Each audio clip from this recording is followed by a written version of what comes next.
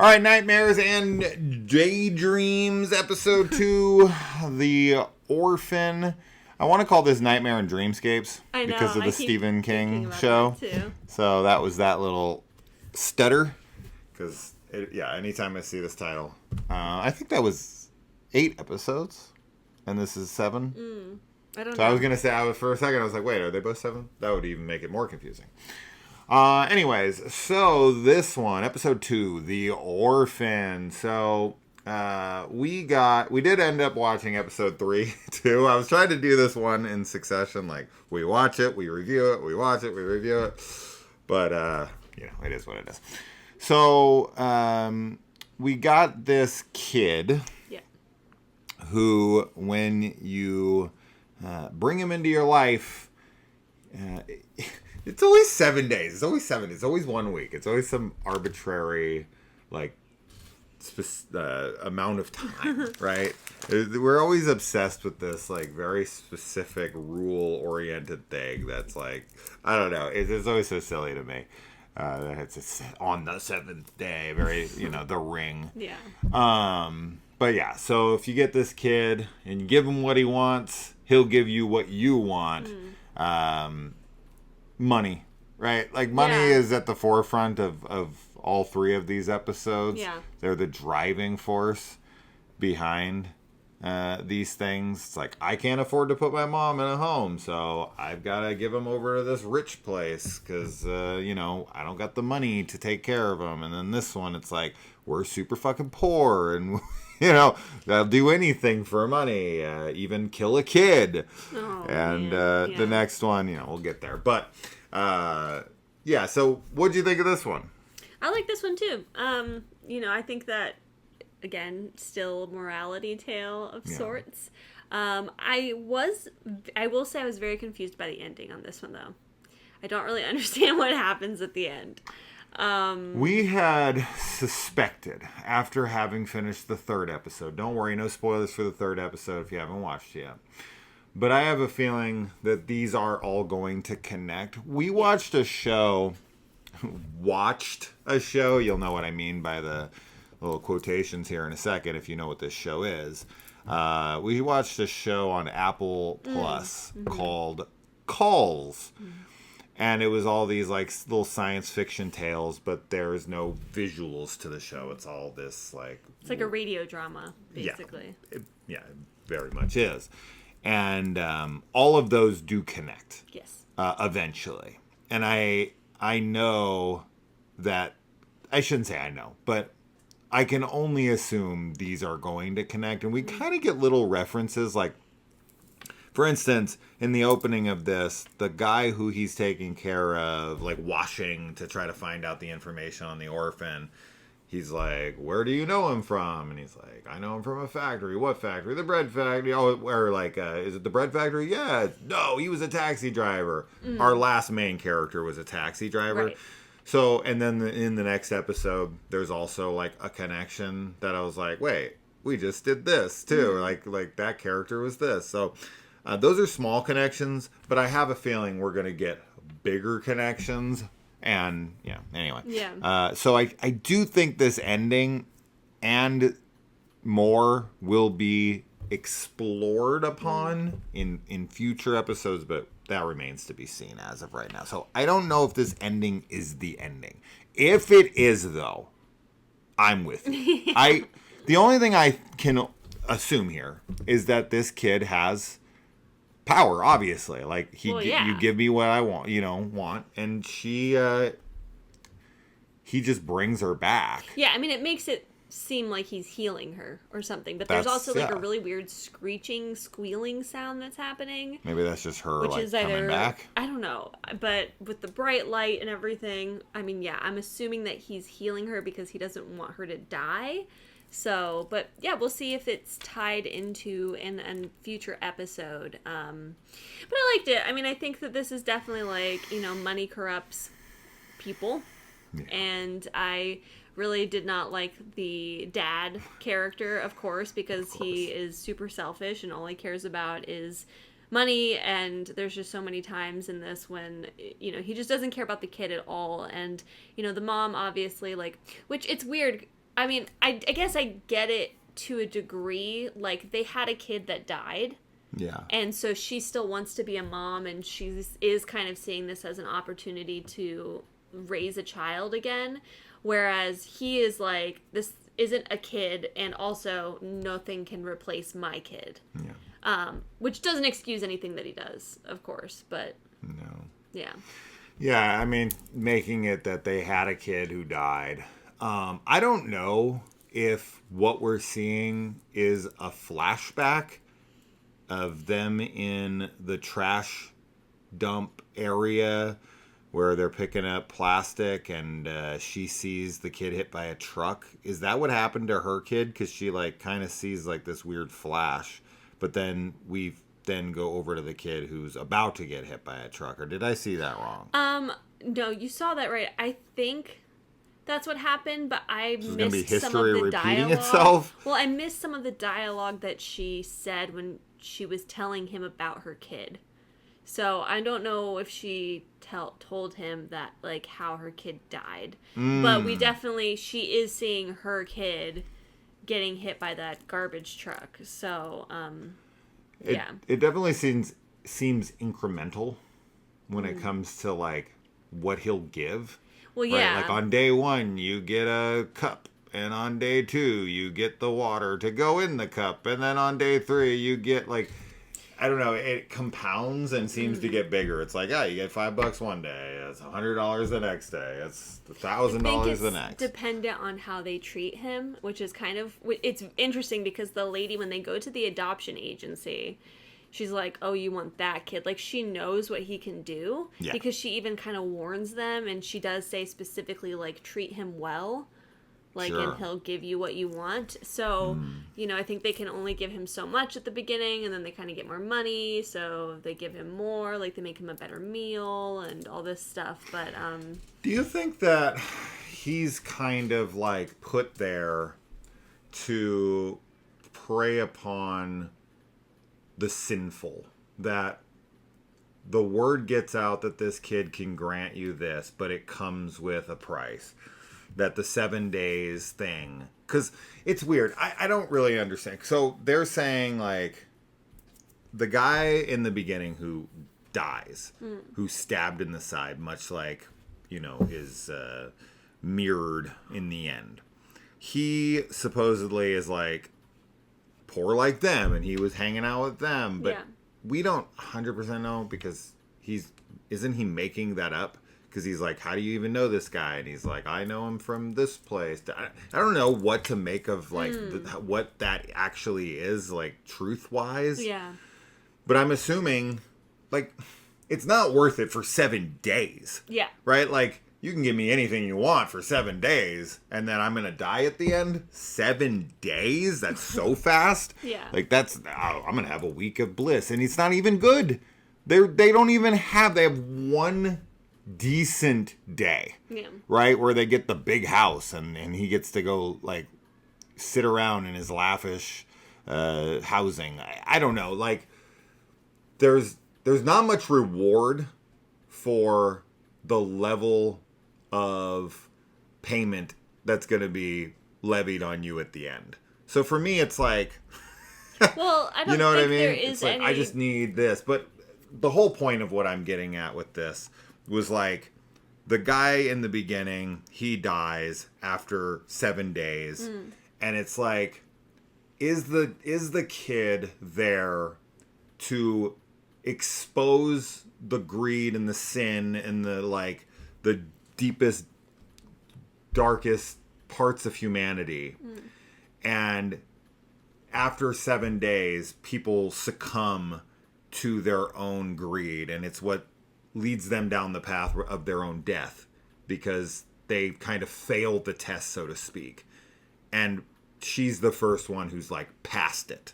She's the one who, like, wants to save him. The other ones are like, they come into it with the, once I get it, I'm just going to kill him off. Yeah. And it's like, all right, I'm going to defend myself. Even though it's the mom that defends him. Could he have killed him? Did he have some kind of influence over the mom? I don't think he had influence over the mom. But what happened with the last guy, because there doesn't seem to be a mention of a woman that killed him, even though the death seems to be mirrored, because he's watching the knife show on the television, and he's like, oh, a knife. I don't know what that is. I thought he was going to order that specific knife, but it's like an hour or less than an hour later. So it's like, it's just a knife. Like, what else were you going to use? I don't even know, but I don't even know what that is. I thought it was going to be the peanut allergy thing. I don't even know why you bother introducing this other than to like have another scene where she's trying to protect him, but you already did that with the truck and the avalanche of trash. So it's like a third thing that's kind of there for no reason to me. It's like, why even give him a peanut allergy if the dad's not going to kill him with peanuts? I don't understand any of that, but the question really is like, what is, I don't know, the mom saves him so she gets saved and no one else has done it. But is it because you get to that 7-day mark and everyone is like, has that same intention of, should we kill this kid to keep our riches? And then because they do that, they kill themselves because of his power. You know what I mean? Like, so okay, you I said a lot of things. You said a lot of things, yeah. And what you said at the beginning was like, is he there to try and like show, like, bring out the greedy people and like kill them? I don't think that's the case, because he isn't like malicious. Like, he does seem to know what he can do, but he really feels like a kid to me. So I kind of feel like it's more of a curse rather than a blessing for him. Yeah, because he's going to constantly be in this cycle. I mean, he might be in control of it, but I don't know. I kind of get the impression that it just happens around him. Even though the lady does say, like, if you make him happy, like, he'll give you what you want. But I don't know. It just feels like the things that happen, like when he gives them money and stuff, it's just, I don't know. It just sort of feels like an after effect of his mood. Like, if he's happy and feeling loved, then abundance comes to them, kind of a thing. So I don't know. I didn't get the impression that he was some type of like retribution or like an avenging, like, whatever demon. And as far as like the 7 days go, I don't know if that's a number that's like I think by the 7 days, like, that's enough time that has passed with him being like consistently loved, where they, he gets a house or whatever it is that they want. And I think that ultimately it's greed that kills the people before, because the guy likely was also trying to kill him, and the mother in the previous house was like, no, I don't want you to kill the son. So I think that it's the same thing that happens, which is what... Is there a mother in the previous family? I thought it was just the guy. Because they don't even mention the chick. She's not dead. Because it's like, if you adopt the kid, you die in 7 days. That should include the mom. Because in this one, they both die. I think he's killed by somebody, because they also remark on how weird it is to kill yourself like that. He said killed himself. Yeah. That's what I'm saying. So did the kid kill him, or did he kill himself? I don't think he killed himself. So you think the kid stabbed him? I don't know. I thought that there was a wife in the previous one. No. Not that, and what please would correct make sense is if like that glowing light is transporting them somewhere, and each time, the husband gets killed and the mom is like, oh my god, I'm overcome by guilt, and kills herself, and the kid like transports her somewhere. No, because it specifically, so then there's no body. It specifically says in the beginning that he killed himself. Yeah. So the mom, even if there was a mom, number one, we're not talking about her. Where's her body? They should be cleaning her body too. They should be talking about her. Unless she's not there. They don't talk about her at all. They only talk about him, period. So if she exists, they didn't do a very good job, because I completely missed it if there is a wife. To me, it was just the guy. Yeah. The guy alone, and he killed himself. Or did he? Right? Like, what leads them down this path? Because what was ultimately going to happen there is he was going to kill the kid. He wasn't going to kill himself. It was only because his wife was there that she stopped him from being killed. Well, but then, the previous guy killed himself. He was trying to kill him. He was trying to kill the kid, and the kid killed him as self-defense. Yeah, is what you're saying. That could work too. But yeah, I mean, I think it's just like the power of greed. Like, by that time, and like there's some weird stuff going on with the stuff, like the knife on the television.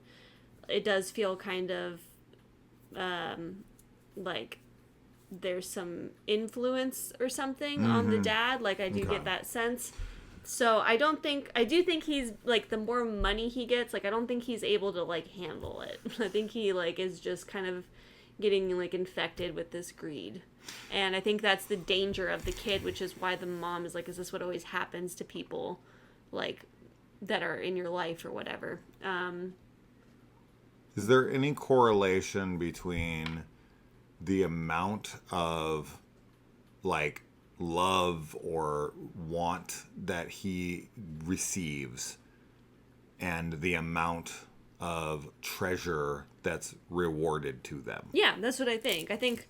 Well, I definitely think at the end, like, the mom, like, has accepted him as her son. No, I understand and loves that, but him. So we get that, like, trash avalanche. And in that's when they're put into the house. Yeah. Now, we both saw it this way. Please correct us. I actually should rewatch the scene. But the way I saw it and the way you saw it was the walls, the retaining walls that were holding back the trash broke. And that wall is what crushed down on him. Yeah. And the trash then covered the wall. And then when they dig the trash away, he's just right there. And it's like, no, he's under a wall. That's what I thought I saw too, I'll have to but watch it again. not. It might have landed in front of him and then the trash covered him. But I swear I thought the wall hit him. So if I watch that again and the wall hits him, that's a really bad plot hole. Yeah. Because that wall shouldn't be there. Although that could be his power. But they should be like, why isn't the wall here? It doesn't matter. But they then end up in the house. And then before that, it's like, oh, here's a necklace. Or here's like 1,000,000 rupees. Is that how you say this currency? Rupees. That's how I've heard it, but then when I looked it up, it was like an IAH or something, and I was like, rupias? I don't fucking know. But we looked up the exchange rate for that, and it's just so insane. Oh like, my gosh, yeah. 1,000,000 rupees, I think is how you say it. Please, in the comments, phonetically tell me how to say this, but we know it is rupees. 1,000,000 rupees equates to $60. 60 United, USD dollars here. 1,000,000, which they pay 3 months of rent, and then he has like, and this is like shambles though. So I don't know what that like would look like if we were to go over there, because then they go out to a fancy restaurant, and that fancy restaurant, they're like, this is 300, which I'm assuming they mean 300,000. Which is like a plate at a restaurant like that costs more than their rent for the month. I mean, that's what he disgusting. says. He's like, when he goes to pay. Yeah, exactly. He's like, this could cover my rent for like 3 months or something. Yeah. So, that's insane. Which is wild. But there are places like that, even like in America, where the food is like... Not like this, though. The place they're in... The kind of, like, if you were to equate it to the United States, now that might be lavish for Jakarta, but for the United States, they're not in they're in like freaking Marie Callender's. They're in like a. It looks like a nice place. It's a and they basic, have like the waiter nice and everything place where is all. $30 for food here, maybe. Like for a place like that, No. 30 to 50. No. What I'm saying is that we pay almost $2,000 a month for our place. Yeah. So a plate Yeah. would be $6,000 Yeah. to extrapolate to what we're talking about. Yeah. There is no place that looks like that's serving $6,000 plates. Like you would have to go to like the most elite of elite like dining so places. crazy. You'd have to have Gordon Ramsay prepare your meal himself to be paying $6,000 a plate. That's so crazy. I don't know of any, like, the most lavish places that I'm aware of around here, you're gonna spend maybe $500 for you and your like partner, and that's getting everything with wine and whatever. Like, that would be like as lavish as I know of. Yeah. $6,000 for a single plate? Oh, No. I'm sure it exists. Of course it does. Like, yeah.